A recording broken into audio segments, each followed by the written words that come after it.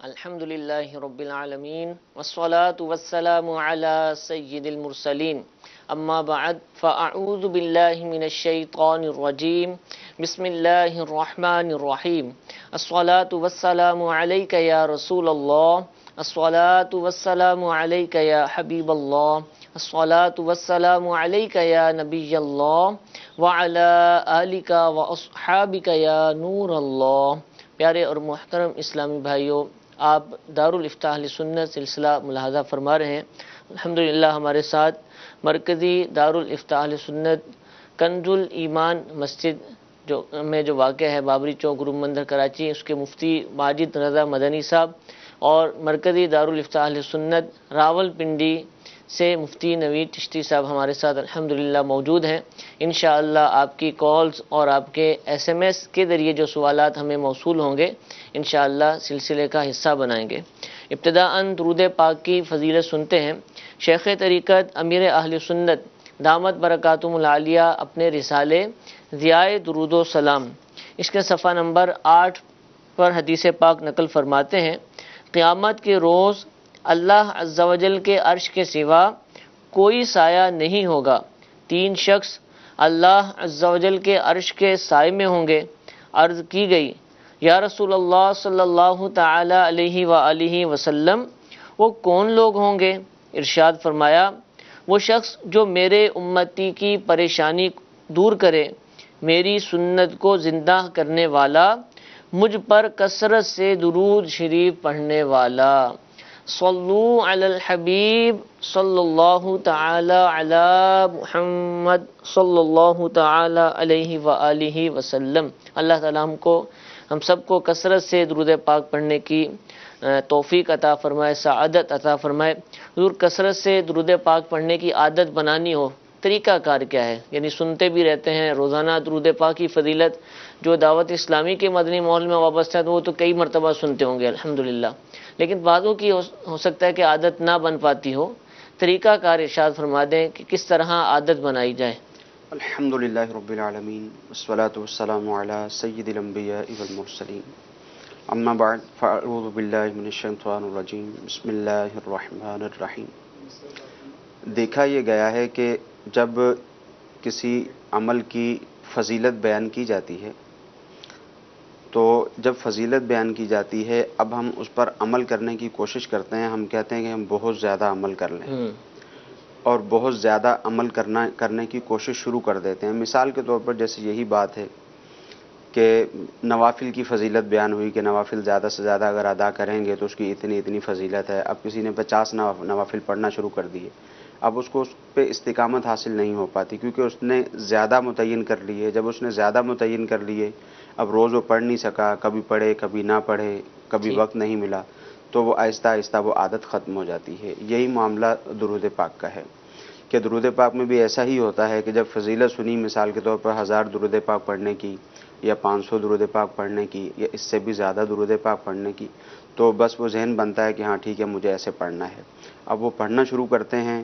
ایک تو یہ ہے کہ تعداد زیادہ مقرر کر لی، وقت کم ہے، پڑھ نہیں سکتے، وقت کا جو ہے وہ تعین نہیں کر سکے، تو اب وہ بیچارے پڑھتے ہیں، ابتدا کرتے ہیں، کیونکہ زیادہ متعین کر لیا تھا، وقت اتنا نکال نہیں پا رہے تھے، تو آہستہ آہستہ وہ عادت بھی ختم ہو جاتی ہے۔ ایک تو یہ وجہ ہے کہ جو بھی عمل متعین کیا جائے، جو فرائض ہیں جو واجبات ہیں وہ تو ظاہر ادا کرنے ہی ہیں، اس کے علاوہ جو بھی کوئی وظیفہ وغیرہ متعین کیا جائے، جیسے اب وظیفہ 10 وظیفے ہیں ٹوٹل، جیسے شجرہ اطاریہ ہے، اس میں کافی سارے وظائف ہیں۔ اب اگر کوئی شخص یہ شروع کرے کہ آج سے میں نے وظائف پڑھنا شروع کرنے ہیں اور شجرے میں جتنے بھی وظائف موجود ہیں وہ سارے کے سارے ہی میں نے پڑھنے ہیں، تو یہ نہیں کر سکے گا، اس کے لیے بہت مشکل ہو جائے گی۔ ہاں اگر یہ تعین کر لے کہ میں نے 5 گز قادریہ پڑھنا ہے، ہر نماز کے بعد جو وظیفہ ہے 100 مرتبہ پڑھنا ہے، یا عزیز یا اللہ یا عزیز یا غفار، جو 5 نمازوں کے بعد پڑھنا ہے،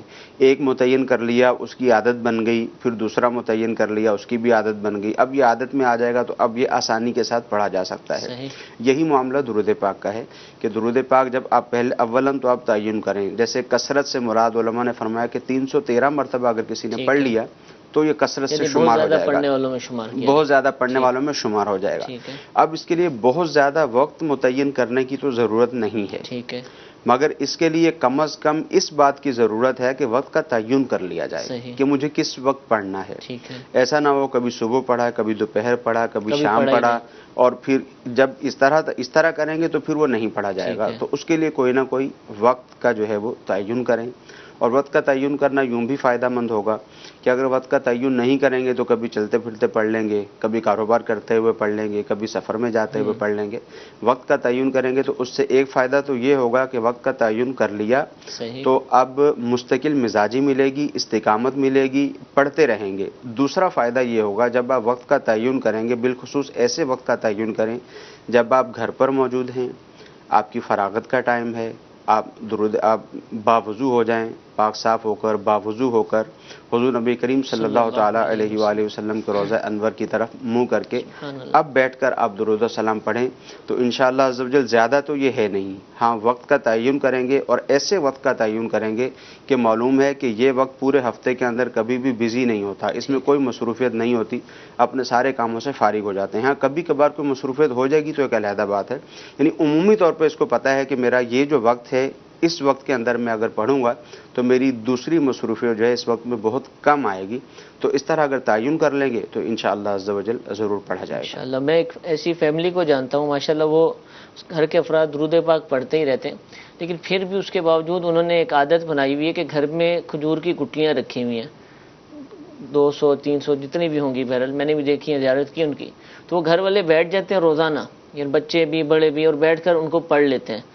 تو اس سے بھی کیا ہوتا ہے کہ اچھا ایک گھر کے اندر ایک ماحول بھی بنتا ہے، اور روزانہ ہی عمل ہوتا ہے، اور سستی بھی نہیں ہوتی کہ جب سارے کرنے لگے اور بیٹھنے ہی لگے تو اس ضمن میں الحمدللہ اچھا خاصا وہ درود پاک پڑھ لیتے ہیں۔ تو اس طرح کی اگر کچھ یعنی کوششیں کی جائیں، یعنی جس اس طرح کی بھی عادت ایکٹیویٹی گھر پہ کی جا سکتی ٹھیک ہے، الگ الگ بھی کی جا سکتی ہے، مجموعی طور پر بھی کی جا سکتی ہے، جس کی آپ نے مثال دی ہے۔ مساجد میں عمومی طور پر ایسا جی ہوتا ہے ہے بالکل کہ مساجد لیکن میں اسلامی کہیں ظہر بہنیں کی محروم نماز رہ کے بعد، جاتی ہیں۔ کہیں عصر کی نماز کے بعد، کہیں مغرب کی نماز کے بعد جن مساجد میں درود پاک پڑھنے کا معمول ہے، وہاں نمازیوں کا بھی معمول ہے کہ وہ درود پاک پڑھتے ہی ہیں، تو یوں ہی گھر پر بھی سیٹ اپ کیا جا گھر سکتا میں ہے۔ سیٹ اپ ہو تاکہ سب مستفید ہو، چھوٹے بچے دیکھیں گے تو انشاءاللہ ان کو بھی پتہ چلے گا کہ ایک عمل ہے اور اس کو کیا جاتا ہے، ضروری نہیں کہ گٹلیاں ہوں، لیکن کوئی نہ کوئی ایسا طریقہ اپنایا جائے کہ جس کے ذریعے جو مدنی منیاں ہیں، گھر کی خواتین ہیں، ان سب کو بھی شوق پیدا ہو اور یہ بھی درود پاک پڑھنے کی کوشش کریں۔ اللہ تعالیٰ ہم سب کو سعادت عطا فرمائے۔ آپ کی کال سلسلے میں شامل کرتے ہیں، ایس ایم ایس بھی انشاءاللہ شامل کریں گے، لیکن ایس ایم ایس کے حوالے سے ایک دفعہ پھر عرض ہے کہ مختصر الفاظ میں آپ ہمیں پیغام ارسال کیا کریں، اور صرف وہی بات درج کی جائے، لکھی جائے کہ جو سوال کا حصہ ہے، اس کے علاوہ کوئی دوسری بات نہ لکھی جائے۔ اگر مختصر انداز میں ہمارے پاس سوالات آئیں گے تو انشاءاللہ ان کو سلسلے کے دوران پڑھنا اور سمجھ کر مفتی صاحب سے اس کا پوچھنا بھی آسان رہے گا۔ تو انشاءاللہ آپ کے ایس ایم ایس بھی لیں گے، لیکن پہلی کال سلسلے میں شامل کرتے ہیں۔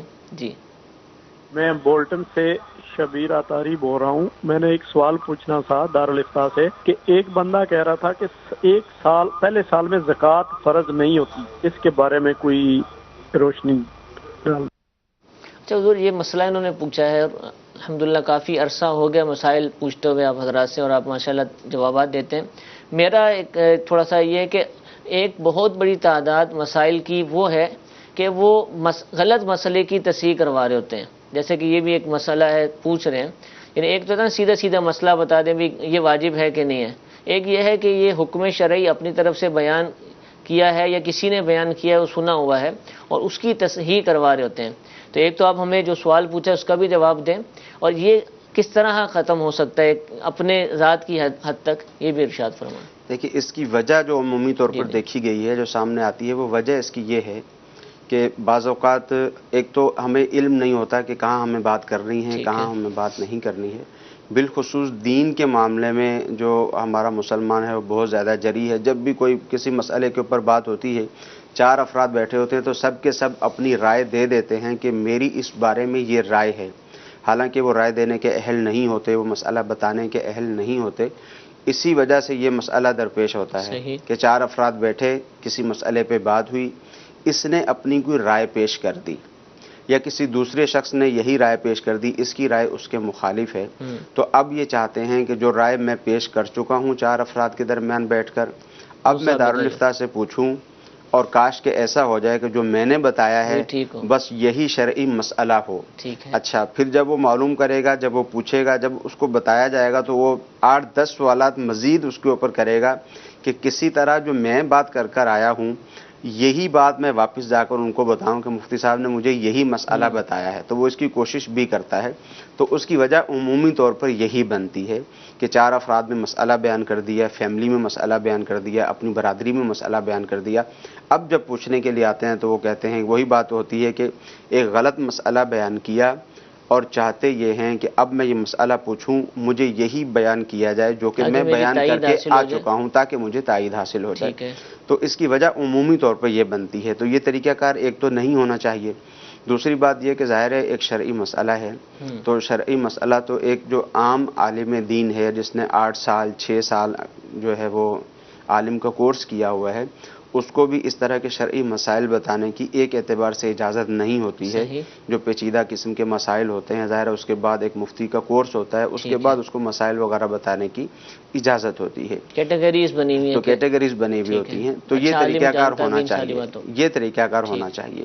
باقی جہاں تک ان کے مسئلے کا تعلق ہے، اچھا حضور اس میں ایک وجہ یہ بھی ہو سکتی ہے کہ بس سنی سنائے مسائل کو یاد کیا جاتا ہے، پڑھنے کا شوق نہیں ہے، باقاعدہ سیکھنے کا شوق نہیں ہے، بس سنی سنائی باتیں جو ہیں، یعنی مسائل تو آتے ہی نہیں نا، لیکن پھر بھی دنیا میں انسان رہتا ہے، لوگوں کی باتیں تو سنتا ہے، تو ایک بات وہاں سے ملی ایک یہاں سے ملی، تو اب وہ اپنا ایک فقہ مرتب کی ہوتی ہے دماغ کے اندر، اور اس کے حوالے سے لوگ پوچھ رہے ہوتے ہیں، پڑھنے کا شوق بالکل نہیں ہوتا، سیکھنے کا شوق نہیں ہوتا، یہ بھی ہم کہہ سکتے ہیں اس حوالے سے۔ بالکل ایسا ہی ہوتا ہے کہ یا تو وہ خود سے مسئلہ بیان کیا، خود سے بھی جب مسئلہ بیان کرتا ہے تو اس کی صورت تو خیر یہی ہوتی ہے نا کہ وہ کہیں نہ کہیں سے اس نے سنا ہوا ہوتا ہے۔ ظاہر ہے کسی مستند عالم دین سے تو ایسا مسئلہ اس نے سنا نہیں ہے، کیونکہ جو مستند عالم دین ہے، جو مفتی ہے، وہ غلط مسئلہ کبھی بھی بیان نہیں کرے گا، وہاں سے تو سنا نہیں ہوتا، تو لوگوں سے ہی سنا ہوتا ہے۔ جو اب انہوں نے سوال کیا ہے، ایک تو ایک اعتبار سے جیسے انہوں نے کہا کہ پہلے سال زکوٰۃ لازم نہیں ہوتی، ممکن ہے یہ بھی ذہن میں ہو، اس حوالے سے ان کی شاید جو ہے وہ تائید بھی ہو جائے گی اگر ان کی مراد یہی ہو۔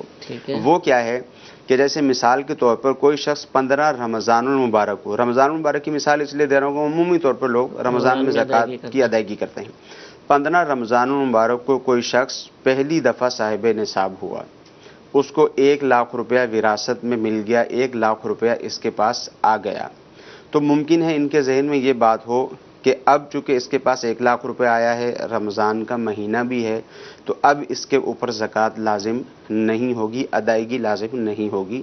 تو اگر اس اعتبار سے ہے تو درست ہے۔ صاحب نصاب تو یہ ہو گئے، اب جب صاحب نصاب ہو گئے تو زکوٰۃ کی ادائیگی ان پر پورا 1 سال جب گزر جائے گا پھر لازم ہوگی، یعنی پورا سال گزرے گا، اگلے سال 15 رمضان کو بھی اگر یہ صاحب نصاب ہوا تو اس کو زکوٰۃ ادا کرنی ہے۔ اگر تو یہ معنی مفہوم ہے تو پھر تو ظاہر ہے ان کی تائید ہی ہے کہ یوں زکوٰۃ ادا نہیں کی جائے گی، مگر عام طور پر ایسا نہیں ہوتا۔ سمجھتے لوگ یہ ہیں کہ 15 رمضان المبارک کو اس کے پاس 1 لاکھ روپے آیا، جب اگلا سال آئے گا تو کہتے ہیں نہیں، یہ چونکہ فرسٹ سال ہے، پہلا سال ہے، تو اب زکوٰۃ کی ادائیگی لازم نہیں ہے، تو ایسی کوئی بات نہیں ہے، یہ مسئلہ غلط ہے۔ 15 رمضان المبارک کو صاحب نصاب ہوا، اب اگلی 15 رمضان المبارک کو پھر یہ صاحب نصاب تھا، تو اس کو زکوٰۃ ادا کرنی ہے، چونکہ سال بھی گزر گیا، نصاب بھی مکمل موجود ہے، زکوٰۃ کی دیگر شرائط بھی پائی جاتی ہیں، تو اب ان کو زکوٰۃ ادا کرنا ہوگی۔ ٹھیک ہے، جو مسئلہ مفتی صاحب نے ارشاد فرمایا اسی پر عمل کیا جائے۔ ایک کال مفتی نوید صاحب کے لیے لیتے ہیں، راول پنڈی میں موجود ہیں۔ جی عبدالحمید اتاری ہند گجرات سے، مفتی صاحب کی بارگاہ میں سوال ہے کہ امام صاحب نے وتر کی تیسری رکعت میں دعائے قنوت نہیں پڑھا، ڈائریکٹ رکوع میں چلے گئے، پیچھے سے لقمہ دینے پر امام صاحب دوبارہ دعائے قنوت پڑھنے کے لیے لوٹے اور سجدہ سہو کیا، کیا وتر کی نماز ہو جائے گی؟ برائے کرم رہنمائی عطا فرمائے۔ جی حضور۔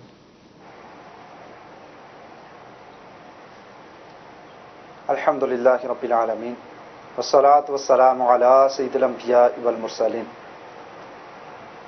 پہلے یہ اصول یاد رکھیں کہ جہاں لقمہ کا محل ہو، اگر وہاں پر مقتدی لقمہ دیتا ہے تو اس صورت میں اس کا لقمہ دینا درست ہے، اور اس امام کا لقمہ لینا بھی درست ہے، اور اس کی وجہ سے وہ نماز نہیں ٹوٹے گی، بلکہ وہاں اگر لقمہ دینا درست تھا تو اس کا لقمہ لیا جائے گا اور اس کے مطابق نماز پڑھی جائے گی۔ صحیح۔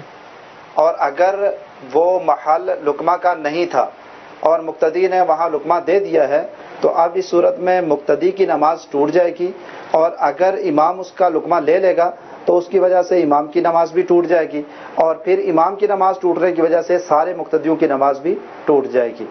اب یہاں جو صورت پوچھی گئی ہے، یہاں پر جب امام نے دعائے قنوت نہیں پڑھی، رکوع چلا گیا، تو اب یہاں لقمہ کا محل نہیں تھا۔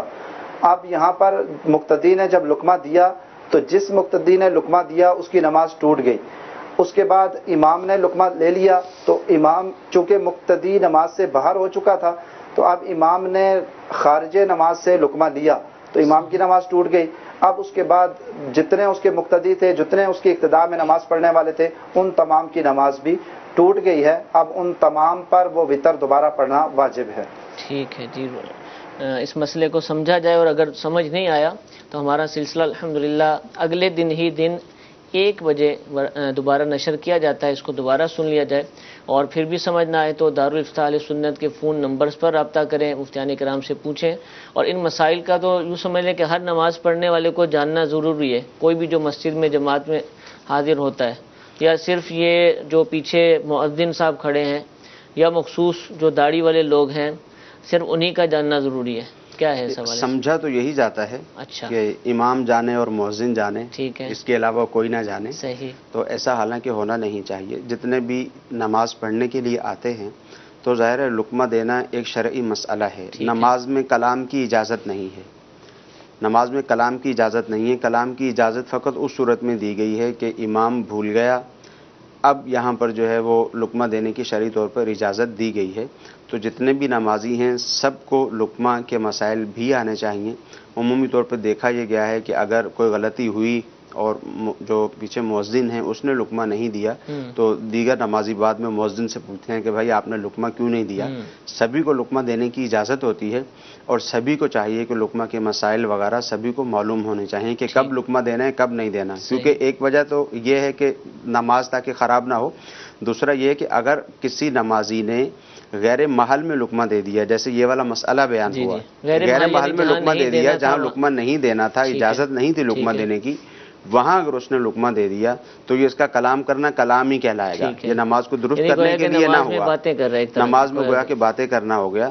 تو اس اعتبار سے اگر دیکھا جائے تو ظاہر ہے اس پہ لازم ہے کہ یہ ٹھیک طریقے سے مسائل شرعیہ سیکھے، کیونکہ اگر یہ غیر محل میں لقمہ دے گا تو اس کی اپنی نماز ٹوٹ جائے گی، اور ایسی باتیں سیکھنا جو ہے نمازی کے لیے ضروری ہے۔ فرائض ہیں، واجبات ہیں، کن چیزوں سے نماز ٹوٹ جاتی ہے، کن چیزوں سے نماز مکروہ تحریمی ہو جاتی ہے، کس کس صورت میں سجدہ سہو لازم ہوتا ہے، یہ مسائل جو ہے وہ کوشش کر کے نمازیوں کو بھی سیکھنے چاہیے۔ اچھا حضور، اگر عرض کروں آپ قبول فرما لیں کہ اگلا یا پھر اس سے اگلا کبھی بھی ہم سلسلہ لقمے ہی پر کر لیں، اس کے مسائل منفرد طور پر تو آتے رہتے ہیں کبھی کبھار، لیکن باقاعدہ بھی سلسلے ہم نے کی لیکن کم ہوئے ہیں، تو اگر ہم اعلان کر دیں کہ انشاءاللہ اگلی منگل کو جو سلسلہ ہوگا وہ لقمے کے مسائل، اس کی جو بنیادی باتیں ہیں، اگر آپ اجازت دیں تو بالکل، اس میں تو کوئی ماشاءاللہ مفتی صاحب حرج نے نہیں ہے، تو کریں اگلے منگل کو جو ہے وہ سلسلہ لقمے کے متعلق سلسلہ کر لیں۔ ٹھیک ہے، تو ظاہر ہے جب لقمے کے متعلق ہم سلسلہ کریں گے، ابھی سے اعلان بھی کر دیں گے، تو جو بالخصوص جو نمازی ہیں، نماز تو ظاہر ہے سب پر ہی لازم ہے، سب کو ہی پڑھنی چاہیے، سب پہ پڑھنا لازم ہے،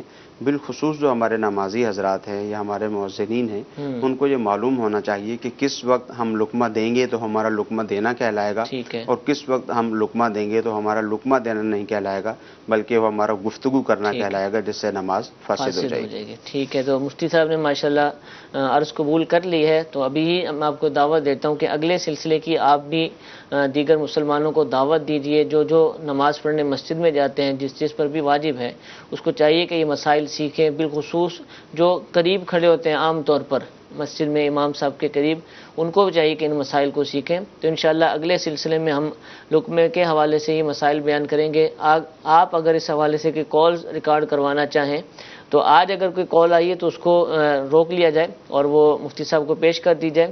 اگلے ہفتے انشاءاللہ جب اگلی منگل آئے گی اور لقمے کے حوالے سے جب ہم سوالات مفتی صاحب سے پوچھیں گے تو اسی موضوع پر انشاءاللہ کالز بھی لے لیں گے۔ ایک مزید کال سلسلے میں شامل کرتے ہیں، لیکن اس سے پہلے ایک میسج لے لیتے ہیں۔ سوال یہ ہے کہ اگر کوئی وظیفہ کرنا چاہے تو کیا اس ایک وظیفے میں ایک سے زائد نیتیں کی جا سکتی ہیں؟ پڑھ رہے اور اس کے لیے بھی ہو جائے، اس کے لیے بھی ہو جائے، اس کے لیے بھی ہو جائے۔ دیکھیں، جو کلمات طیبات ہی پڑھے جاتے ہیں، قرآن مجید فرقان حمید کی آیات طیبات پڑھی جاتی ہیں، احادیث میں جو اوراد وغیرہ دیے ہوئے ہوتے ہیں وہ پڑھے جاتے ہیں۔ جیسے قرآن مجید فرقان حمید کی آیت جب ہم پڑھتے ہیں، وہ بطور وظیفہ جب ہم پڑھیں گے، جب ہم کلمات طیبات اپنی زبان سے نکالیں گے تو ظاہر ہے اس کا ہمیں ثواب بھی ملے گا۔ جب اس کا ہمیں ثواب ملے گا، اس کا ثواب کسی کو اصال بھی کیا جا سکتا ہے، اصال ثواب بھی کیا جا سکتا ہے۔ تو یوں یہ نیت بھی ہو سکتی ہے کہ بہت سارے وظائف ایسے ہیں کہ قرآن مجید فرقان حمید، جیسے سورہ اخلاص پڑھنی ہے 3 مرتبہ یا 21 مرتبہ یا 40 مرتبہ، اب وہ سورہ اخلاص پڑھیں گے، ان کا بطور وظیفہ بھی ہو جائے گا۔ جب 40 مرتبہ سورہ اخلاص پڑھیں گے یا 3 مرتبہ سورہ اخلاص پڑھیں گے، 1 مرتبہ قرآن مجید فرقان حمید پڑھنے کا ثواب بھی ملے گا، وہ ثواب کسی کو اصال بھی کیا جا سکتا ہے۔ ٹھیک ہے، ایک کال چلا دیجیے۔ سر، میرا سوال یہ ہے، میں گورنمنٹ کا ملازم ہوں، مجھے اپنے ڈیوٹی کے سلسلہ میں کھوکھرا پار بارڈر جو کہ میرپور خاص سے 135 کلومیٹر کے قریب ہے، کبھی کبھی جانا پڑتا ہے، تو کیا میری وہاں پر نماز قصر ہوگی یا کہ میں نماز پوری پڑھوں گا؟ 135 کلومیٹر کا سفر ہے ان کا۔ میرپور خاص سے انہوں نے بتایا کہ ان کو کھوکھرا پار جو بارڈر کی طرف ہے وہاں ان کو جانا پڑتا ہے اور 135 کلومیٹر کا سفر ہے۔ میرپور خاص کی جو آبادی ہے، جو مضافات ہیں، وہاں سے نکل کر جہاں تک انہوں نے جانا ہے، اگر 92 کلومیٹر بھی ہوگا تو یہ شرعی مسافر ہوں گے اور یہ نماز قصر کریں گے۔ جب انہوں نے کہا کہ نکلنے کے بعد 92 میرپور سے نکلیں گے، یعنی اس کے جو مضافات ہیں وہاں سے نکلنے کے بعد 92 کلومیٹر، مضافات جیسے آبادی جہاں پر ختم ہو جاتی ہے، بالکل آبادی ختم ہو گئی، اب باہر وہاں سے نکل گئے، اب یہاں سے لے کر کھوکھرا پار کی حدود ختم ہو گئی ہیں، جی اب اگلا اب وہاں سے 92 کلومیٹر شمار ہوگا۔ جب انہوں نے بتایا کہ 135 کلومیٹر ہے تو یہ ضرور 92 کلومیٹر تقریباً بن جائے گا، تو یہ شرعی مسافر کہلائیں گے۔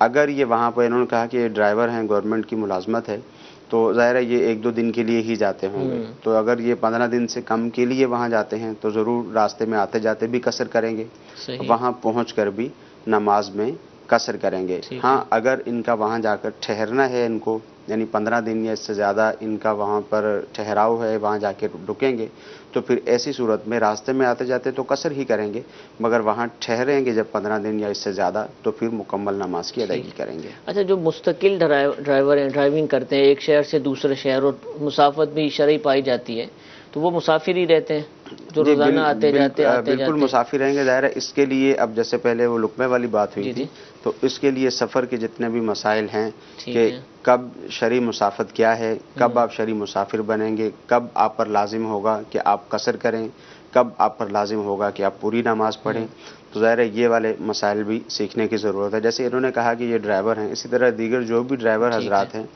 تو وہ اگر اپنے شہر سے نکلتے ہیں، مستقل جو ہے وہ ان کا سفر کا ارادہ ہے، مستقل چلتے جائیں گے اور 92 کلومیٹر سے زیادہ تک ان کا جانے کا ارادہ ہے، تو راستے میں آتے جاتے تو قصر کریں گے ہی۔ وہاں پہنچ کر اگر 15 دن ٹھہرنے کا ارادہ ہے تو مقیم ہوں گے، وہاں پوری نماز پڑھیں گے۔ اگر وہاں 15 دن ٹھہرنے کا ارادہ نہیں ہے، صبح جانا ہے، شام آنا ہے، شام کو جانا ہے، صبح آنا ہے، اگر اس طرح کی کیفیت ہے تو یہ مسافر ہوں گے، تو یہ قصر نماز ادا کریں گے۔ ٹھیک ہے جی، ایک کال مفتی نوید صاحب کے لیے لیتے ہیں۔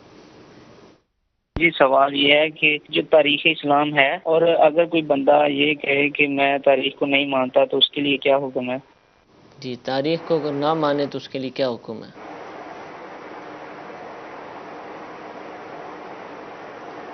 تاریخ دیکھا جائے گا کہ وہ تاریخ کی جس بات کا انکار کر رہا ہے اس بات کی نوعیت کیا ہے، کیا وہ شریعت کے ضروریات دین میں آتی ہے، ضروریات مذہب میں آتی ہے، یا ضروریات اہل سنت میں آتی ہے، یا کس زمرے میں آتی ہے۔ تو جو بات جس زمرے میں آتی ہے اس کا انکار کرنے کا حکم بھی اسی طریقے سے لگے گا۔ اور بعض باتیں ایسی بھی تاریخ کی ہوتی ہیں کہ جن کا انکار کرنا ضروری ہوتا ہے اور ان پر عمل نہ کرنا ضروری ہوتا ہے۔ وہ اس وقت ہوتی ہے کہ جب وہ کچھ شریعت کے اصولوں کے ساتھ ٹکرا رہی ہوں، یا شریعت کے بزرگان دین یا کسی شخصیت کے خلاف ان کے اندر کچھ بات آ رہی ہو اور وہ ہمارے نزدیک مسلمہ شخصیات ہوں، تو تو اس صورت میں اب اس کا انکار کرنا ضروری ہوگا اور اس کے اندر تعویل کرنا ضروری ہوگا اور اس پر عمل کرنا اور کسی کے اوپر اس طرح کا الزام لگانا یا کسی کے بارے میں اس طرح کی بات کرنے کی ہرگز اجازت نہیں ہوگی. ٹھیک ہے جی. اچھا حضور، سوال ایک میسج میں آیا ہے، پوچھنا یہ چاہ رہے ہیں کہ اگر کوئی حفظ قرآن کرنا چاہے، حافظ بننا چاہے قرآن پاک کا، تو کیا ماں باپ کی اجازت لینا ضروری ہے یا ان کی اجازت کے بغیر بھی حفظ کیا جا سکتا ہے؟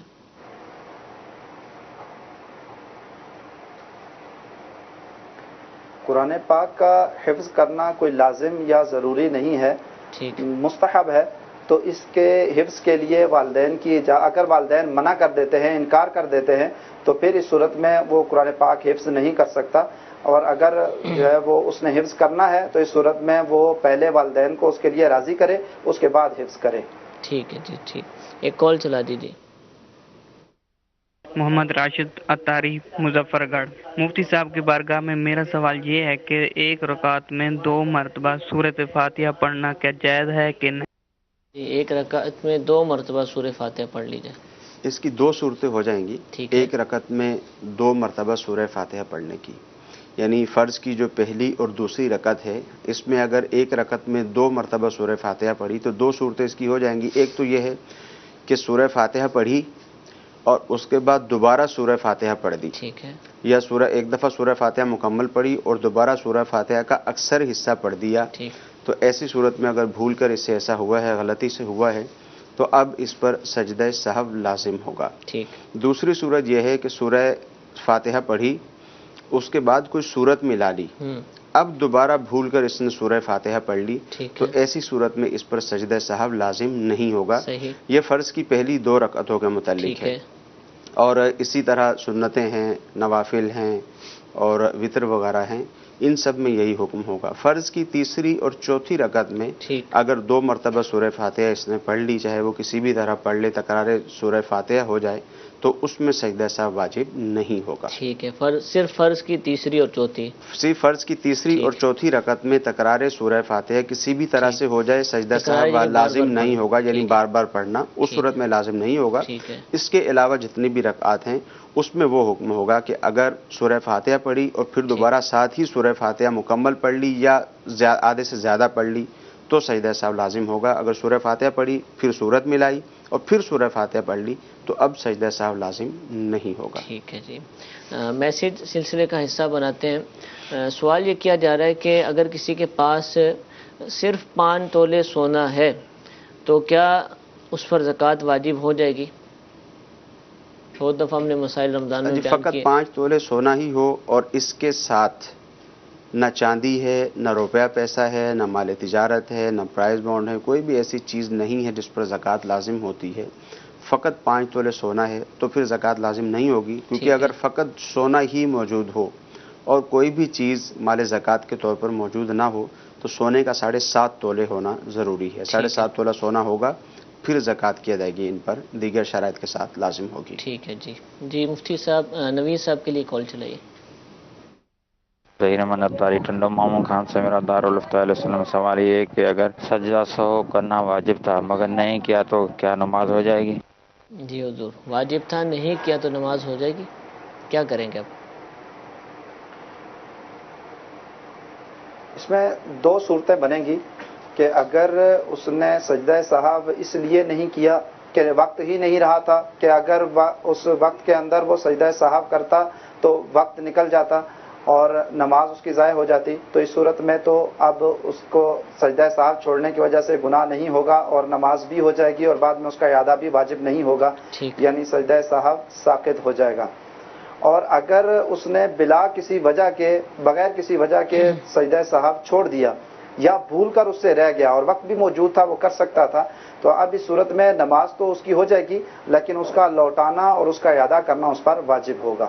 ٹھیک ہے، اس کو دوبارہ پڑھنی پڑیں گی. یہ جو مفتی صاحب نے فرمایا کہ وقت ختم ہو جائے گا، یہ فجر کی نماز کے لیے ہے. اچھا ٹھیک ہے، کہ فجر کی نماز میں اگر ایسا ہوگا کہ فجر کی نماز میں یہ حکم ہے کہ وقت کے اندر جو ہے وہ نماز کو ختم کرنا ضروری ہوتا ہے. ٹھیک. اس کے علاوہ جو دیگر نمازیں ہیں جیسے جمعہ کی نماز ہے، جمعہ کی نماز میں بھی ظہر کا وقت ضروری ہوتا ہے، مگر جمعہ کی نماز میں سجدہ سہو نہ کرنے کی بھی علماء نے اجازت دی ہے مجمع کثیر ہونے کی بنا پر۔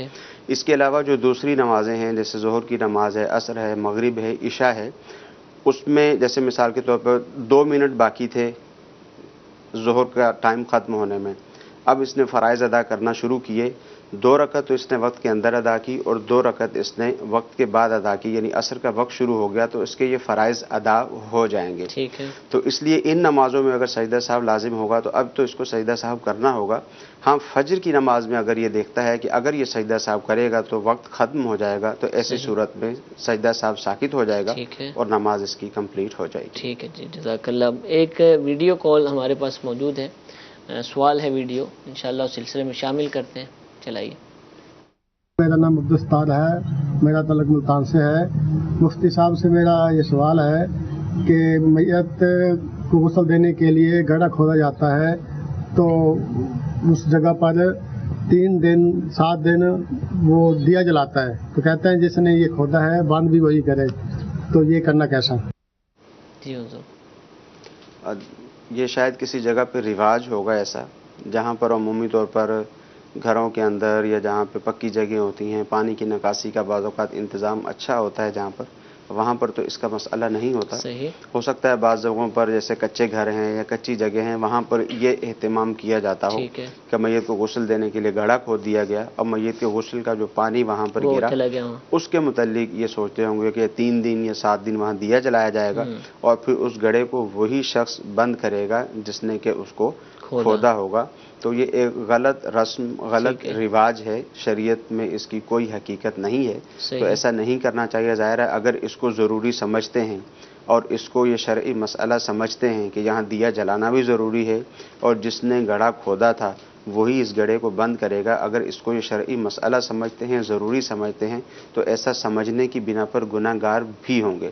تو دیا وہاں پر جلانا ویسے ہی فضول ہے اور اسی شخص کو اس بات کا پابند کر دینا کہ آپ نے گڑھا کھودا تھا لہذا اب آپ ہی اس کو بند کریں گے، یہ بھی درست نہیں ہے۔ ٹھیک ہے جی، ٹھیک، ایک اور چلائیے۔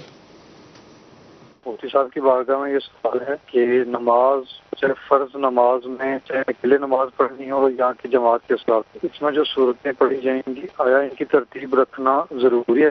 اگر اس کی ترتیب رکھنا ضروری ہے تو اس کے بارے میں شرعی رہنمائی فرما دیں۔ جی حضور، ترتیب کے ساتھ پڑھی جائیں گی یا آگے پیچھے بھی پڑھی جا سکتی ہیں؟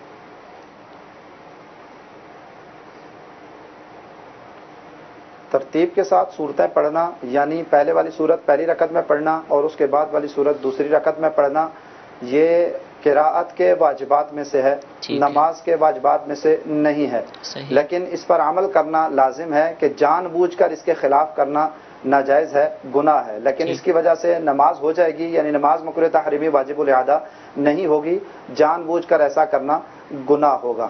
اور اگر کسی سے بھول کر ایسا ہو گیا کہ پہلی رکعت میں بعد والی صورت پڑھ لی ہے اور دوسری رکعت میں پہلے والی صورت پڑھ لی ہے تو اب اس صورت میں نماز ہو جائے گی اور اس بھول کر پڑھنے کی وجہ سے وہ گناہ گار بھی نہیں ہوگا۔ ٹھیک ہے، ٹھیک ہے حضور، ایک میسج بھی ہم آپ سے لیتے ہیں مفتی نوید صاحب سے۔ سوال یہ پوچھا جا رہا ہے کہ چپل کے کاروبار میں کیش میں لیں تو 300 کی جوڑی ملے گی اور اگر کریڈٹ پہ لیں، ادھار لیں تو 500 روپے کی ملے گی، تو کیا اس طریقے سے کاروبار کیا جا سکتا ہے؟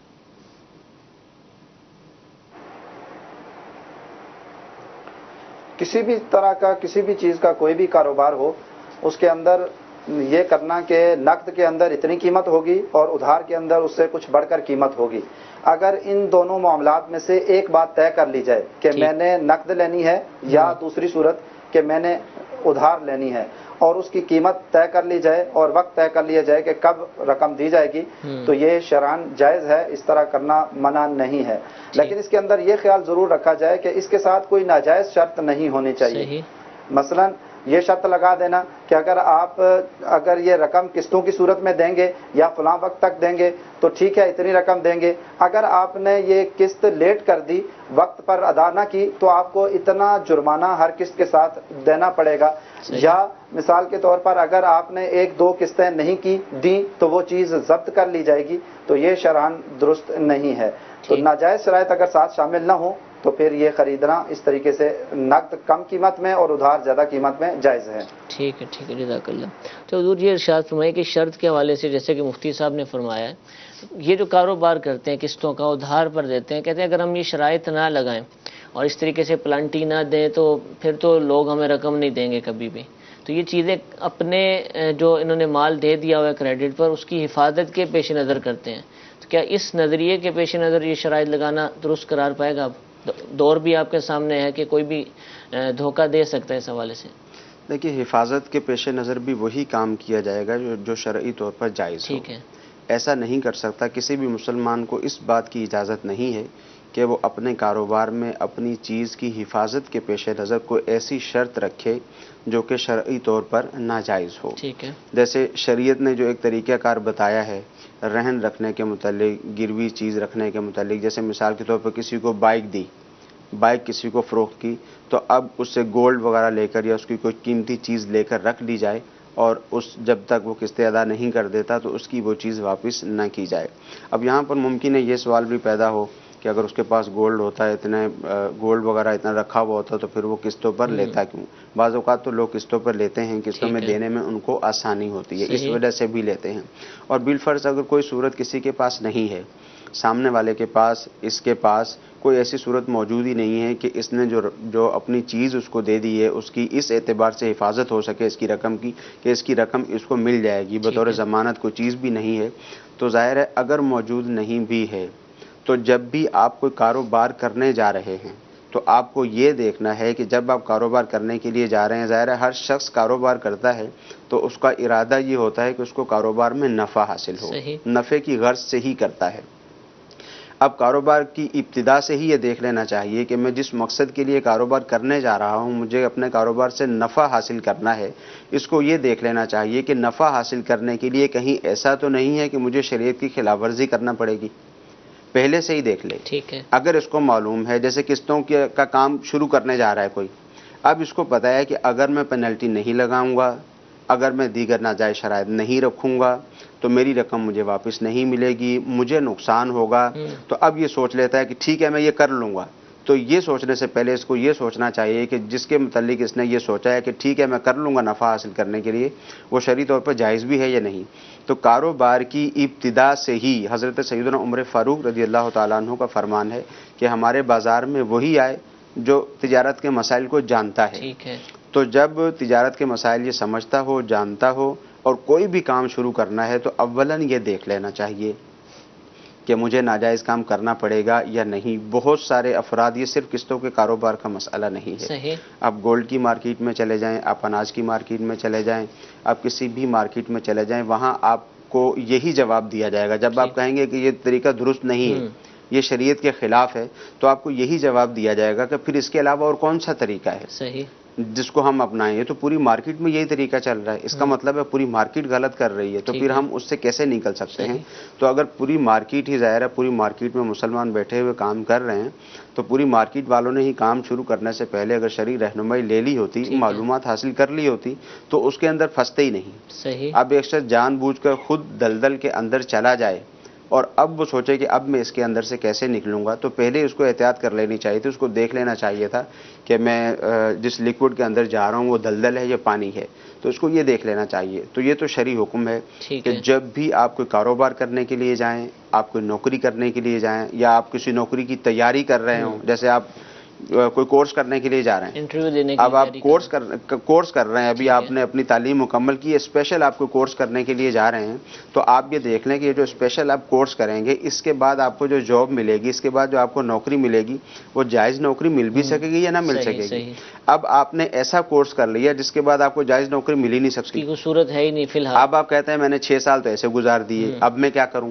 اب تو شادی بھی ہو گئی، اب تو بچے بھی ہو گئے، اب میں کیا کروں؟ اب تو میرے پاس کوئی راستہ نہیں ہے۔ تو اسی لیے شریعت نے یہ فرمایا کہ جب بھی آپ کو کاروبار کرنے کے لیے جا رہے ہیں، جب آپ کو کورس کرنے کے لیے جا رہے ہیں، جب بھی آپ نے کمانے کا کوئی بھی ذریعہ اختیار کرنے جا رہے ہیں، تو سب سے پہلے یہ دیکھ لیں، اس کو سیکھنے سے پہلے، اس کو سمجھنے سے پہلے، اس میں انویسٹ کرنے سے پہلے آپ دیکھ لیں کہ شرعی طور پر اس میں کوئی خرابی تو نہیں ہے۔ اگر پہلے دیکھ لیں گے تو یہ سوال کبھی بھی نہیں ہوگا۔ ٹھیک ہے، ٹھیک۔ اچھا حضور، بعض دفعہ یہ بھی ہوتا ہے کہ ایک مارکیٹ ہے کسی مخصوص چیز کی، اور اس میں ایک ٹرینڈ چل پڑا ہے جو کہ شریعت کے خلاف ہے. اچھا یہ اس کا ذہن ہے کہ اس طرح نہیں ہونا چاہیے, اس کو مسائل کا ادراک ہے اور وہ سمجھتا ہے اور چاہتا بھی ہے کہ نہ کرے, لیکن مارکیٹ ایسوسیشن اور اس کاروبار کے جو متعلقہ لوگ ہیں وہ اس کو اس پہ کرنے نہیں دیتے, اور اگر وہ ان کی نہیں مانتا تو پھر اس جگہ پر بیٹھ کر وہ کاروبار بھی نہیں کر سکتا, فیل ہو جائے گا. تو کیا یہ کوئی ایسی صورتیں ہیں کہ یہ اجازت مل جائے اس کو کہ یہ بھی مارکیٹ کے ساتھ ہی؟ نہیں, اس صورت میں بھی اجازت نہیں مل سکتی, دوسرا کام کر لیتا ہے. بالکل. پھر ایسی صورت میں اگر اس کو معلوم ہے کہ کوئی بھی ایسی صورت نہیں ہے کہ میں شرعی طور پر جو جائز طریقہ کار ہیں اس کے مطابق میں کاروبار کر سکتا ہوں, تو پھر لازم ہے کہ اس کو وہ کاروبار چھوڑنا ہی پڑے گا. ٹھیک ہے, ٹھیک ہے. یعنی اس کا اچھا یہ بھی نہیں ہوتا حضور کہ اگر مارکیٹ میں 10 مسلمانوں کی دکانیں اور وہ غلط کر رہے ہیں اور ان کو سمجھایا جائے تو وہ مانیں گی نہیں, بعض دفعہ توجہ نہیں ہوتی اور لوگ بعض دفعہ تو اپنی طرف سے اس کو ٹھیک سمجھ رہے ہوتے ہیں کہ ہم صحیح کر رہے ہیں. تو اگر یہ اس کا ذہن ہے تو اس کو چاہیے کہ اولاً تو انفرادی کوشش کرے, سمجھائے اور ہمارے سلسلے دکھائے, مفتیان کرام کی صحبت دے, امیر اہل سنت دامت برکاتہم العالیہ کے مدنی مذاکروں کی طرف اس کو ترغیب دلائے. انشاءاللہ عز و جل بہت سارے فوائد حاصل ہوں گے کہ سمجھائیں گے تو سمجھانے سے انشاءاللہ فائدہ حاصل ہوگا. بالخصوص احکام تجارت جو ہمارا سلسلہ ہے ہر اتوار کو اسی وقت پیش کیا جاتا ہے, اس سلسلے کو جو ہمارے تاجر حضرات ہیں, جو بزنس مین ہیں, کسی بھی کمیونٹی سے تعلق رکھتے ہیں, کسی بھی سطح پر وہ کام کرتے ہیں, چاہے وہ ٹھیلا لگانے والا بزنس مین ہے, چاہے وہ بہت بڑا مل آنر ہے, فیکٹریوں کا مالک ہے, بہت بڑی فرم چلا رہا ہے, ان سب کو چاہیے کہ وہ سلسلہ دیکھیں. بالخصوص انشاءاللہ عز و جل آپ کو اپنے کاروبار سے متعلق بہت ہی اچھی ہدایات رہنمائیاں ملیں گی, اور ان پر اگر عمل کریں گے تو انشاءاللہ آپ کو برکتیں بھی نصیب ہوں گی. ایک کال مفتی نوید صاحب کے لیے سلسلے میں شامل کرتے ہیں. جی میرا سوال یہ ہے کہ یہ شمال کے یہ روزے ہوتے ہیں 6, اگر ان میں سحری نہ کھانا ضروری ہے یا رات کا کھانا کھایا نیت آدمی کر لے تو وہ روزہ ہو جاتا ہے؟ رمضان شریف میں تو ایک ماحول بنا ہوتا ہے اور لوگ سحری کے لیے اٹھ رہے ہوتے ہیں, اس میں سب نہیں اٹھتے. جیسے عام دنوں میں تو رمضان شریف میں گھر کے سارے افراد اٹھ رہے ہوتے ہیں اور کھانا بھی مل جاتا ہے پکا پکایا, لیکن اس میں ہو سکتا ہے کہ بعضوں کو مشکل ہوتی ہو, اور پھر ڈیوٹی رمضان شریف میں تھوڑی سی تخفیف مل جاتی ہے, اس میں ڈیوٹی بھی اپنے پرانے ڈگر پر چلتی ہے, اور اٹھنا نہ چاہے یا اٹھ نہ سکے کسی بھی وجہ سے, تو کیا بغیر سحری کے روزہ ہو جائے گا رات کو ہی اگر نیت کر لے شوال المکرم میں؟ اچھا, مفتی صاحب سے رابطہ نہیں ہو پایا, ان کو آواز نہیں گئی, تو اگر آپ اس کا جواب دے دیں. جی بالکل, روزہ تو ہو جائے گا اس طرح سے, مگر بہتر یہی ہے کیونکہ سحری جو ہے وہ برکت والا کھانا ہے, تو بہتر یہی ہے, کوشش یہی کریں کہ سحری کریں, اگرچہ مختصر سے سحری کر لیں, بہتر تو یہی ہے. مگر اگر کسی نے رات کو کھانا کھایا اور اس نے نیت کر لی کہ میں صبح روزہ رکھوں گا اگرچہ سحری کے وقت نہ اٹھ سکا, تو ایسی صورت میں روزہ ہو جائے گا. ٹھیک ہے, یعنی اس طرح بھی یعنی ہو سکتا ہے, لگتا ہے کہ بعض ایسے بھی ہوں کہ ان کو پتہ ہے کہ یار سحری بھی نہیں ملے گی, کوئی گھر کا بندہ تعاون بھی نہیں کرے گا, ایسا بھی ہوتا ہے. جی بعض اوقات ایسا بھی ہوتا ہے کہ ارادہ ہی یہ کر لیا کہ صبح اٹھنا دشوار ہوگا, جیسے جابز وغیرہ کا بھی مسئلہ ہوتا ہے, ڈیوٹی کا مسئلہ بھی ہوتا ہے کہ اس وقت اٹھنا دشوار ہوگا, فجر کی نماز عام دنوں میں کچھ لیٹ ہی ہوتی ہے, تو ایسا بھی اگر جان بوجھ کر بھی اگر وہ کرے گا تو روزہ تو اس کا ہو جائے گا. بہرحال وہ اپنی جگہ پر ہے کہ سحری برکت والا کھانا ہے, وہ کھائے گا تو سحری کھانا ثواب بھی ہے انشاءاللہ. انشاءاللہ. جی ایک اور کال چلائیے گا. کیا ایک ہی بکرا اگر عقیقے میں لڑکے کا کیا جائے تو عقیقہ ہو جائے گا؟ بکروں کا فرمایا گیا, لیکن اگر کوئی ایک ہی بکرا اس کی طرف سے ذبح کرے تو ہو جائے گا عقیقہ؟ جی بالکل, ایسی صورت میں بھی عقیقہ ہو جائے گا. بہتر یہ ہے کہ لڑکے کی طرف سے 2 بکرے ہوں, لڑکی کی طرف سے 1 بکری ہو, اور اگر لڑکے کی طرف سے 1 بھی کریں گے تو عقیقہ ہو جائے گا. ٹھیک ہے. اب جیسے کہ عید قرباں ابھی آمد ہی ہے 1-1.5 ماہ بعد, تو کیا جو جانور بڑے جانور ہوتے ہیں اس میں بھی انشاءاللہ مسائل دوبارہ بیان ہوں گے, لیکن ابھی بھی اگر کوئی نیت کرنا چاہے تو کیا اس میں حصے وغیرہ بھی ڈالے جا سکتے ہیں عقیقے کے لیے؟ جی بالکل ایسا کیا جا سکتا ہے. جیسے اپنے گھر پر ہی جانور لے کر آئے, 6 حصے قربانی کے ہیں, 1 حصہ عقیقے کا کیا جا سکتا ہے, 2 حصے بھی عقیقے کے کیے جا سکتے ہیں. یا کہیں حصہ ڈالنا چاہیں تو وہاں قربانی کا حصہ بھی ڈالا جا سکتا ہے بڑے جانور میں, اور عقیقے کا حصہ بھی ڈالا جا سکتا ہے. جی ایک اور کال چلائیے. دارالفتہ اہل سنت میں میرا سوال یہ ہے کہ میں پیسہ لگاؤں گا, بزنس کرنا ہے, میرا ایک دوست ہے, میں پیسہ لگائے گا, وہ سامان لے کے آئے گا دوسرا دوست, اور جو نفع ہوگا اس کا 75% وہ لے گا, 25% میرا ہوگا. یہ جو 25% میرا ہوگا کیا یہ سود کے زمرے میں آئے گا یا نہیں؟ پلیز جواب عنایت فرمائیں. جی حضور.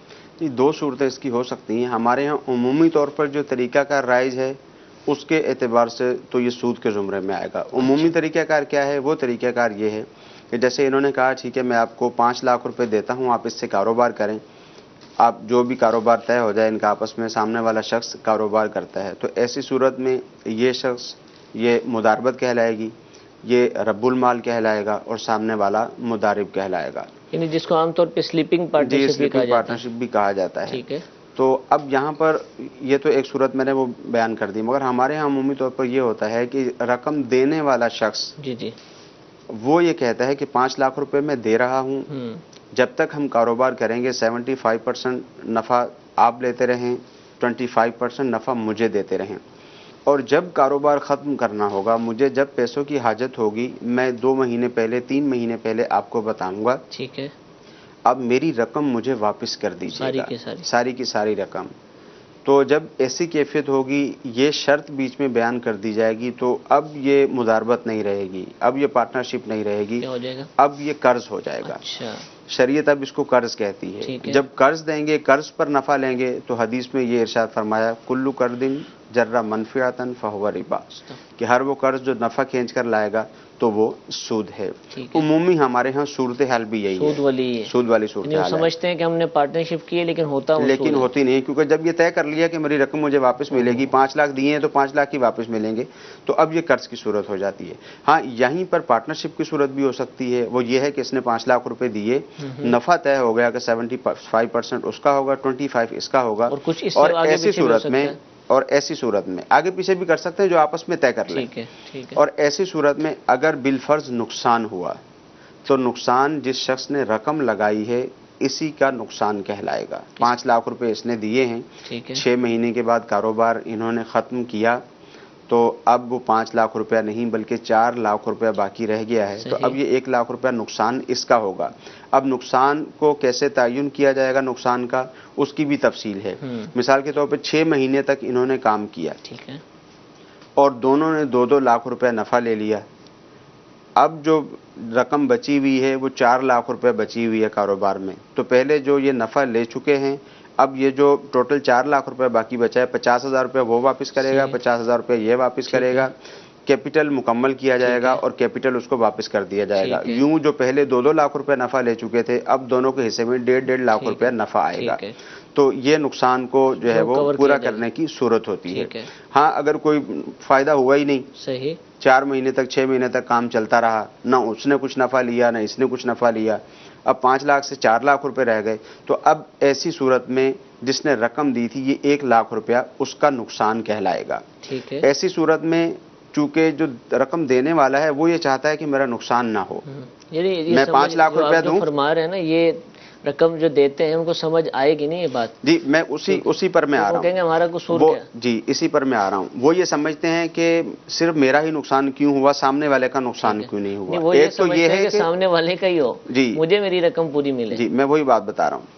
اب وہ سمجھتے یہ ہیں کہ سامنے والے کا نقصان نہیں ہوا، حالانکہ سامنے والے کا بھی نقصان ہوا. وہ 5 لاکھ روپے لے کر 6 مہینے تک 12 گھنٹے کام کرتا رہا، 5 لاکھ کا 4 لاکھ روپیہ رہ گیا، اس کا 1 لاکھ روپیہ نقصان ہوا اور اس کو 1 روپیہ بھی نفع نہیں ہوا، اور 6 مہینے تک وہ 12 گھنٹے روزانہ کام کرتا رہا. اس کا اگر حساب لگایا جائے تو شاید اس سے زیادہ ہی اس کا نقصان ہو جائے گا. تو جب اس طرح کی پیچیدگی ہوتی ہے تو اس کا ایک بہترین طریقہ کار شریعت نے بتایا ہے. وہ طریقہ کار یہ ہے کہ پھر یہ مداربت والی صورت اختیار نہ کریں، شرکت والی صورت اختیار کر لیں. 5 لاکھ روپے سے 5 لاکھ روپے سے کاروبار کرنا چاہتے ہیں، سامنے والے کے پاس 1 روپیہ بھی نہیں ہے، یہی شخص 5 لاکھ روپے دینا چاہتا ہے، تو یہ 2.5 لاکھ روپیہ اس کو بطور قرض دے، 2.5 لاکھ روپے بطور پارٹنرشپ دے. اب وہ 2.5 لاکھ روپے اپنی طرف سے ملائے، 2.5 لاکھ روپے اس کی طرف سے ملے گا. اب نفع کی جو بھی پرسنٹیج طے کرنا چاہیں یہ کر سکتے ہیں، کسی بھی طرح ہو سکتی، وہ کر سکتے ہیں. نفع کی پرسنٹیج آپس میں طے کر لیں. جب نفع کی پرسنٹیج آپس میں یہ طے کر لیں گے، اب اگر بالفرض نقصان ہوا تو چونکہ دونوں کے 2.5 ہزار روپے لگے ہوئے ہیں، 10,000 روپے مثال کے طور پر نقصان ہوا تو 5,000 روپے نقصان اس کا ہوگا 5,000 روپے نقصان اس کا ہوگا. تو یہ طریقہ کار اس کو سمجھ لیا جائے. ظاہر ہے وہ یوں بیان کیا جائے گا، پہلے بھی بیان کیا گیا ہے، تو یوں آسانی سے سمجھ میں نہیں آتا. تو جو بھی اس طرح کا کاروبار کرنا چاہے، جیسے ہم نے پہلے بھی یہی گفتگو کی کہ جب آپ کاروبار کرنے کے لیے جا رہے ہیں تو اسی نہج پر نہ چل جائیں جس پر مارکیٹ چل رہی ہے. کہ مارکیٹ والے کہتے ہیں بھی ٹھیک ہے 1 لاکھ روپے دے دو، 3,000 روپے مہینے کا آپ کو دیتے رہیں گے، جب آپ کو پیسوں کی حاجت ہوگی آپ کا 1 لاکھ روپے واپس کر دیں گے. تو اسی نہج پہ نہ چلیں. جب آپ کاروبار کرنا چاہتے ہیں، کسی کے ساتھ شراکت داری کرنا چاہتے ہیں، اور چاہے وہ کسی بھی طرح کی شراکت داری ہو، تو دارالافتاء اہل سنت میں آ جائیں یا فون پر رابطہ کر کے شرعی رہنمائی لے لیں تاکہ غلط طریقہ کار میں نہ بہہ جائیں. اچھا، یہ دوسری جو صورت آپ نے پارٹنرشپ کی بیان کی ہے، اس میں کام کون کرے گا؟ دیکھیں اس میں پھر مختلف صورتیں ہو جاتی ہیں. بعض اوقات ایسا ہوتا ہے کہ دونوں ہی کام کر رہے ہوتے ہیں، بعض اوقات ایسا ہوتا ہے کہ دونوں کام نہیں کرتے، ان میں سے ایک ہی کام کرتا ہے، آتا ہی نہیں، اس کو کام کرنا آتا نہیں ہے، یا اولاً کوئی اس طرح کی بات طے ہی نہیں ہوتی، دونوں ہی آپس میں کہتے ہیں ٹھیک ہے ہم کام کریں گے، بعد میں ایک شخص کام نہیں کرتا. ہاں اگر اس میں ایسی کیفیت ہو جاتی ہے کہ ایک شخص کہتا ہے میں پیسے دوں گا، 2.5 لاکھ روپے میں دے رہا ہوں، 2.5 لاکھ روپے آپ کو بطور قرض دے رہا ہوں، آپ وہ شرکت میں لگا دیں، میں کام نہیں کروں گا، کام کسی صورت میں نہیں کروں گا. تو ایسی صورت میں فقط اتنا فرق پڑے گا کہ جس شخص نے یہ شرط لگا دی کہ میں کام نہیں کروں گا، اس کا نفع اس کی انویسٹ کی پرسنٹیج تک ہی رہے گا، اس سے زیادہ اس کا نفع نہیں ہو سکتا. 50% دیا تو نفع 50% نفع اس کا وہیں تک ہی رہے گا، اس سے نفع اس کا بڑھ نہیں سکتا. ایسا نہیں ہو سکتا کہ دونوں نے 2.5 لاکھ روپے لگائے، یہ کہے میں کام نہیں کروں گا اور نفع میں 60% لوں گا. ایسا نہیں ہو سکتا. نفع یا تو اس کا 50% ہی ہوگا یا 50% سے کم رکھا جا سکتا ہے. ٹھیک ہے. امید ہے کہ بہت سارے جو بزنس مین طبقے ہیں اس سے تعلق رکھتے ہیں اور کاروبار اور یہ اعداد و شمار کو جانتے ہیں، مفتی صاحب کا جواب سمجھ گئے ہوں گے. لیکن اگر نہیں بھی سمجھ پائے تو جو فرق مفتی صاحب نے بیان کیا بہت ہی باریک فرق ہے، اور عموماً جو کہ مفتی صاحب بھی فرما رہے ہیں ان کا تجربہ ہے، اور ہم بھی دیکھتے ہیں کہ جو صورت عام طور پر پارٹنرشپ جس کو کہا جا رہا ہوتا ہے، مداربت یا سلیپنگ پارٹنرشپ جس کو کہا جا رہا ہوتا ہے، وہ عام طور پر سود کی صورت ہوتی ہے. شرعی طور پر جس کو سلیپنگ پارٹنرشپ کہا جا سکتا ہے یا مداربت کہا جا سکتا ہے، وہ وہاں پر نہیں پائی جا رہی ہوتی. درست طریقہ کیا ہے وہ بھی مفتی صاحب نے ارشاد فرمایا، لیکن اس کی بھی مزید تفصیلات ہیں. صرف یہ نہیں کہ یہ جواب جو دیا ہے اس کو سننے کے بعد آپ فیصلہ کر لیں اور کاروبار کرنا شروع کر دیں.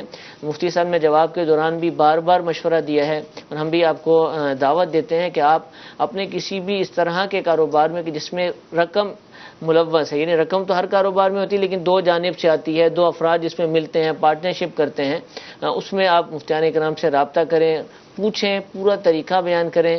اس کے بعد جو طریقہ کار آپ کو بتائیں انشاءاللہ اس پر عمل کریں گے تو آپ کو آپ کے کاروبار میں برکتیں نصیب ہوں گی.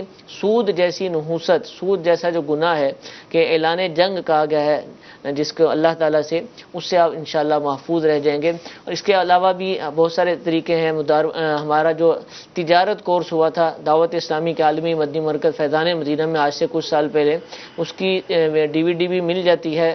اور دارالافتاء اہل سنت کی جو موبائل اپلیکیشن ہے دارالافتاء اہل سنت، اس میں بھی اس کے تمام بیانات موجود ہیں. وہاں پر بھی مداربت اور شرکت، جس کو عام طور پر آج کل مداربہ اور مشارکہ کے لفظ کے ساتھ تعبیر کیا جاتا ہے، اس کے حوالے سے مکمل بیانات موجود ہیں. فرد علوم کورس جو ہوا تھا اس میں بھی الحمدللہ ان دونوں موضوعات پر بیان ہوئے. اور جیسے کہ میں نے پہلے بھی مشورہ دیا آپ کو کہ احکام تجارت سلسلہ جو ہر اتوار کو اسی وقت پیش کیا جاتا ہے، اس کو دیکھتے رہیں گے تو انشاءاللہ یہ مسائل بار بار اور تفصیل کے ساتھ آتے رہیں گے. انشاءاللہ ان پر عمل کرنے کا اور صحیح مسائل سیکھنے کا انشاءاللہ ہمیں موقع ملے گا. اللہ تعالیٰ ہم سب کو اپنے کاروبار کو درست طریقے سے کرنے کی توفیق عطا فرمائے، سب کو حلال رزق کی توفیق عطا فرمائے، لقمہ حرام سے ہم سب کو محفوظ فرمائے، اور دین متین کے جو احکامات ہیں جو ہم پر لازم ہیں ان کو سیکھنے کی، ان پر عمل کرنے کی توفیق عطا فرمائے. دونوں مفتیان اکرام کا بہت بہت شکریہ. انشاءاللہ کل بھی اسی وقت دارالافتاء اہل سنت کا سلسلہ براہ راست نشر کیا جائے گا، اس کو بھی دیکھنے کی نیت فرما لیجئے. اللہ تعالی ہم سب کو عمل کی توفیق عطا فرمائے.